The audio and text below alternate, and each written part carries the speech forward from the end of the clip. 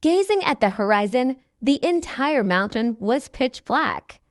It looked like a deep abyss, ready to swallow its victims. Dim moonlight fell on the ground, casting blinking light. "Dear, I think something's not right here," Natasha suddenly said after everyone got down from the car. "What's not right?" Dustin swept his gaze over the surroundings.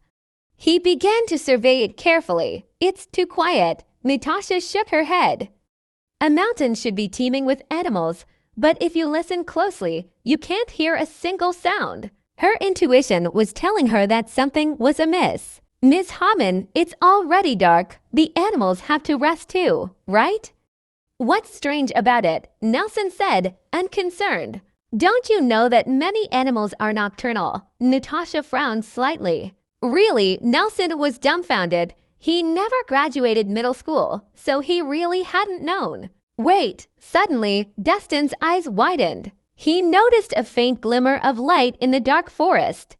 It was so subtle that an ordinary person wouldn't have noticed it. However, he was certain that it was a reflection of a gun scope. "Watch out!" Sensing something was amiss, he immediately pushed Natasha to the ground. As Dustin reacted, a spark flashed in the dark forest, followed closely by a gunshot. One armor-piercing bullet after another suddenly shot out from the darkness.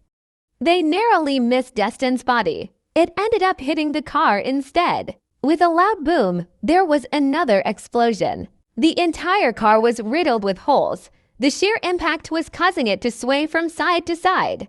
Nelson was momentarily stunned. He then let out a furious roar. "This is an ambush. Those fuckers." As soon as he finished speaking, more gunshots were fired. Elite members of the Kirin gang were shot dead one after another. The human body was as delicate as a piece of paper in the face of the terrifying armor-piercing bullets. A light touch could rip right through them. If they were shot in the torso, at least they'd die instantly without suffering. However, if they were hit in the arms or legs, their limbs would just break.